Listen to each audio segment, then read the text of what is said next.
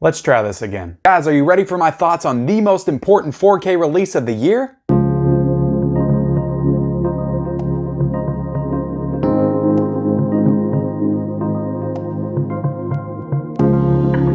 What's up everyone, I'm Kim with Mid-Level Media, back today for a 4K review of the new Christopher Nolan film Tenet that was brought to us by Warner Brothers, and I've got some thoughts on this movie that I'm gonna share with you guys in a bit, but before I get into it, I wanna ask you guys, please, if you haven't yet, become a subscriber of the Mid-Level Media channel. Go ahead and hit that subscribe button. I do all kinds of great, amazing content centered around the world of physical media and movies, new Blu-ray 4K announcements, Blu-ray hunting videos, 4K reviews like this, movie reviews. I did a review of Mank, the new Netflix film, yesterday on my channel. So all kinds of great movie, Blu-ray 4K related content on this channel. I would definitely love for you to hit that subscribe button. And then also, if you can take a couple of seconds just to hit that little like button down there at the bottom, I would definitely appreciate it as well. And go ahead and leave me a comment down below, just your thoughts on the film Tenet, your thoughts on the 4K release. Did you pick up the 4K release? Did you grab the Steelbook from Best Buy? Let me know all of that in the comments below. But before we get into the actual movie review and my thoughts on the 4K transfer and the special features, let's go ahead and get into a quick unboxing of the actual packaging. Alright guys, so let's move into a quick unboxing of this film, and I've already taken all the plastic off of it, but I just wanted to kind of go through the contents of the packaging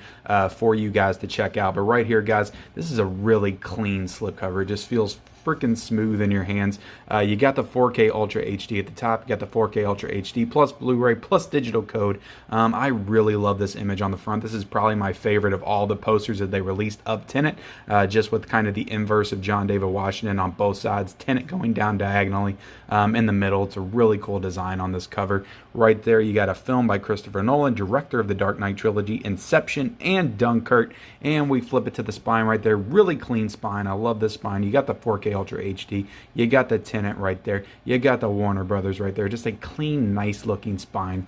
Same spine on the other side as well. And right here guys, you got some images from the film, you got some pull quotes from various reviewers, you got special features right here. Just one big special feature, you got the looking at the new world in a new way, the making of Tenet. So that's an over hour long documentary on the making of Tenet, so that's a pretty cool addition to this release. But right down here guys, you got the specs of the film. We'll zoom in on that so you guys can check it out, and let's go ahead and take it out of this slipcover right here guys, because we have the exact same image on the actual casing for this release. You got the 4K Ultra HD at the top, you got the same spine right there, you got the same back, but the only difference being that they have the casting list, which I'll zoom in on right there. So let's go ahead and open this up. Right here guys, this is a 3-disc set. You got different images for each disc. You got the 4K Ultra HD right there. You go ahead and pop this out, and the special feature disc is right below it. You got the Blu-ray disc over here. I usually don't like it when they stack the discs, but this honestly feels pretty clean the way they put it in there, so I'm not really going to complain too much about that. So yeah, I love that they have different artwork on each one of these discs. That is really cool and awesome. So let's go ahead and cover this up guys and get to the review portion. Alright guys, so that was the unboxing, and like I said, I'm going to be doing a review of the 4K of Tenet. I'm going to be reviewing the quality, I'm going to be reviewing you know, what I thought of the visuals, the audio, the special features, all of that good stuff. I'm going to be giving a score at the end of this video, but like I said in my 1,000 subs celebration video, I want to start getting back into the 4K reviews, the movie reviews, stuff like that, because I really love doing that stuff. And I know it doesn't get like a ton of views on this channel, but I'm hoping that I can start growing a community based around like my thoughts on the films and the 4K qualities, because I do a lot of collection videos, I do a lot of Blu-ray hunting, I do a lot of physical media updates, but I really want to start diving like into these films and talking about them and giving you my thoughts on them. And what better way to start with one of the biggest films of the year, and that is Christopher Nolan's Tenet film. So yeah, I've got some thoughts on this movie. I want to kind of break it down as far as like what I thought about the actual movie before I get into the 4K stuff. So as for this movie, guys, there's some things that I liked about it. I'm going to break it down into positives and negatives, but I will say that overall, I'm not the biggest fan of this movie, and it's kind of hard because I'm slowly realizing that I might just not be the guy that's ever going to love a Christopher Nolan film like everybody else. And I don't know if there's something wrong with me. I don't know if it's something that I'm just not seeing, but I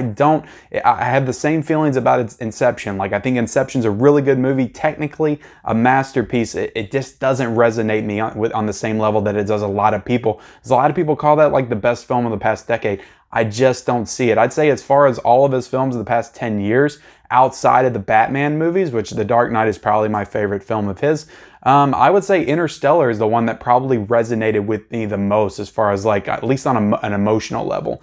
Yeah, I'm not the biggest Christopher Nolan guy. I would even go as far to say that I think he's just a little bit overrated by the film community, just in general. So before I get into my thoughts again, guys, I just want to say, if you love this movie, if you think it's the best movie of the year, if you think it's the best Christopher Nolan film, I'm not going to take anything away from you. I can totally see why, because there are definitely aspects of this movie that are fantastic and like some of the best stuff I've seen all year in any film. So I understand why. I'm not going to take anything away from you with my review of the movie, but I got to give my honest opinion here, because this movie, I'm going to go into my positives first. Let's get my positives out of the way first. But first off, breathtaking visuals in this movie, just the way it was directed, technically, the cinematography, the style, the action, everything is just like pitch perfect in this movie. Christopher Nolan, that guy knows how to make a motion picture, and this movie is just one of the most breathtakingly stunning films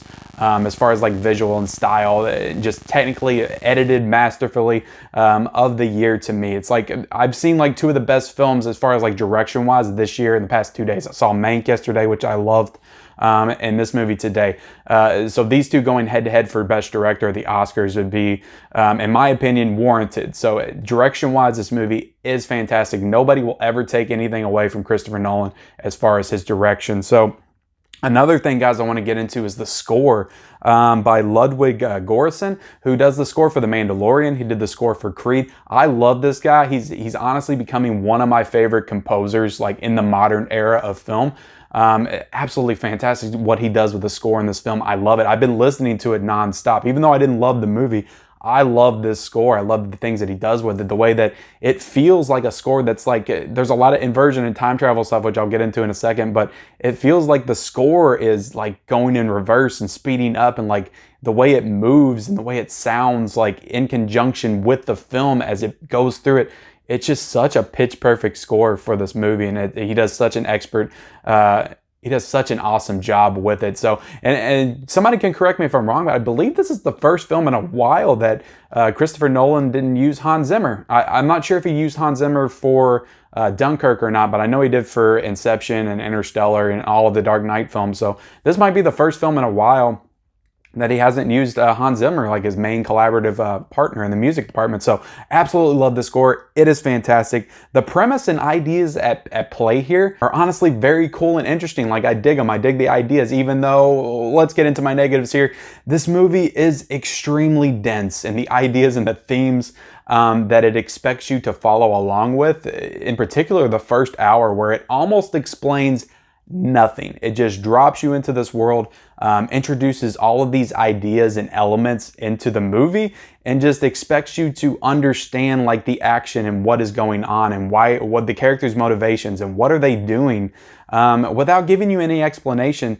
And to me, like, this movie is just very inaccessible. I don't get how anybody outside of like the hardcore film fanatics, and if I'm being honest here, I don't even think the hardcore film fanatics and the people that love this movie, or the people that love Christopher Nolan, actually know what the hell is going on in this movie. They might say they do, but there's so many dense ideas here. This feels like a movie that was written by astrophysicists, and it's just one of the most dense, complex movies I've ever seen in my life. And I know some people say, well, you got to watch it a couple more times to understand it. I get that. There are movies like that, but this movie, it feels like a movie that I could watch 5 more times and I'm not even going to understand what the hell's, I'm still not going to understand what the hell's going on, because what is going on makes no freaking sense at all. Like, it's so weird. Like, you're dealing with time travel, the idea of objects like coming back through time at them. It starts very small. It starts with like a bullet, the idea like a bullet traveling backwards through time. and then it kind of expands like in the blink of an eye with like no explanation. Now all of a sudden the entire world's going in reverse and people are going in reverse, and they don't ever explain why it jumps so quickly from one thing to another. And maybe I gotta watch it 5 more times. I don't know. Maybe I gotta look up a bunch of YouTube videos, but I didn't get it. I still don't get it. I'd say like I get the overall themes and like what's going on in the movie. But everything's just so complex and dense. Like, I don't know. I just didn't get it. Maybe I'm dumb, but please tell me in the comments below if you got the film. Maybe you can explain it to me in the comments down below. I don't know, but this movie, man, yeah, the inverse mechanics, like they don't make sense. You got scenes where people are fighting each other, and it's like, who's gonna come out on top? Like, how do you even know who's winning the fights? And what does it end with? Like, what are the stakes here? There's a scene at the end, it's like a war movie scene, where buildings are like coming back together. Instead of like blowing up, the bombs are like inversing and buildings are going back together. So what's the stakes? Like everything just goes back to normal and everything's good? Like it takes out all the stakes of like a regular war scene when like the bombs that went off are now retracting and then the buildings are coming back. It's so weird, and it's like, what is even exciting about this? Like there's no stakes involved. Like, I don't know, people that are dying are coming back to life, and I'm like, isn't that a good thing? Isn't that what you want? Don't you want the buildings to go back together? Don't you want the bullets to fly out of people and people to come back to life? The characters and the performances in this movie, I think John David Washington's a fantastic performer. I think that Robert Pattinson, obviously I love Robert Pattinson. He's done a lot of great work for the past few years. I'm super excited for him to be the Batman. Elizabeth Debicki, who probably gives honestly the most real and passionate performance in this movie. But outside of her, everybody is so lifeless. Everybody is so bland. The characters are so uninteresting. I don't care about anybody. Like I said, I don't understand anybody's motivation, so I have no reason to care about anybody. Not a lot of people are saying Robert Pattinson was the standout. I don't see that either. He was fine. John David Washington was fine. Kenneth Branagh was fine as this kind of over-the-top villain that honestly played it a little bit too over-the-top in my opinion. Michael Caine's in it for a little bit. He's fine. Everybody's fine. They're fine in the movie. But overall, it's nothing that's really like stand out to me. So my thoughts on the movie overall, it's a technical masterpiece in my opinion that just falls short in the character department, and it's very dense and it's very hard to understand. So I give this movie an 8 out of 10, which is still like a positive review of the movie, because I think that a lot of people that are Christopher Nolan fans that go into these movies wanting this kind of stuff. And if you like Christopher Nolan's past movies, if you're a huge fan of Inception, you're going to love Tenet. That's just the way it is, because it honestly feels like a spiritual successor to Inception. If you're saying you love this movie, if it's one of your favorites of the year, I get it. It's just not mine. To me, I think it's just okay to good. So it's an 8 out of 10 for me as far as the movie. So let's get into the 4K quality of the actual disc, guys, because this is fantastic. Like, this is probably the best looking 4K that I've seen all year. Sometimes I struggle to even see the difference between like the 4Ks and the Blu-rays. I watched a little bit of the Blu-ray, but I watched the whole film on 4K. It looks so freaking good on 4K. Like, you can see like the hair follicles. Everybody's skin just looks super smooth and crystal clear. You have a lot of scenes with water. You have a lot of scenes like in a boat on the water. Everything just looks fantastic. There's tons of scenes with like water going in reverse and just the flow of the water. All of that looks fantastic. Honestly, like some of the best water movement mechanics that I've seen in a movie ever. And yeah, the 4K quality of this movie is like second to none. There's a scene with like they go into a red and blue room. It looks fantastic with like the contrast of the skin and everybody. So yeah, the 4K quality, I can't say enough good things about it. It's one of the best looking 4K movies of the year. I got to give that a 10 out of 10 as far as like the 4K quality, the HDR. The audio also fantastic, guys. Like I said, I love the score in this movie, the way that it moves like with the movie, with the action, with the cinematography. It feels like a part of the movie, and just the overall sound design, how it feels like it's going in reverse. There's a lot of like the way you hear a bullet exit a gun and crash into something, to hear that like in reverse, like you can hear that so crystal clear and understand how that bullet is traveling backwards through the sound. And the fact that he was able to do that, I mean, that's why Christopher Nolan is like a technical master. So yeah, sound quality, 10 out of 10 again, guys, for the sound quality. It is absolutely fantastic. So those of y'all that were hoping for Dolby Atmos, that's probably a little bit disappointing for you, but to be honest, it doesn't really detract anything from me. I still thought the sound was absolutely stellar. Let's get into the special features, guys, because there's a over an hour-long documentary of this film in here. It's kind of broke up into separate parts. But I watched probably about half of it. It is super interesting. They still don't really explain anything in the documentary. So if you're hoping to get more explanation in that, tough luck, you're not going to get it. But I thought as far as the documentary, it's a fantastic additional feature to this 4K. So for the special features, because I would have liked to have seen just a couple more other things, maybe like additional interviews or something like that. I'm going to give it a 9 out of 10 because it is just the one feature. And as long as it is just one special feature. So for the overall 4K release, guys, I'm going very high on this movie. Even though I don't love the actual movie, I can't say enough good things about the 4K quality and the 4K transfer of this. So I'm going to give it a 9.5 out of 10. If you are a Nolan fan, if you have seen that, if you went and see this in the theater and you loved it, absolutely go out and pick this up. It is a phenomenal transfer. It's a phenomenal disc, phenomenal packaging. Love the packaging on this as well. So would absolutely recommend that you go out immediately and pick up the 4K copy of Tenet from Warner Brothers. So with that, guys, I'm going to end my 4K and movie review of Tenet, directed by Christopher Nolan. I hope you all enjoyed this video. If you did, go ahead and drop me a like and also comment down below your thoughts on the film, your thoughts on the 4K. Did you pick up the 4K? Let me know all that in the comments below. Please subscribe to my channel for more great content, and we'll see you next time.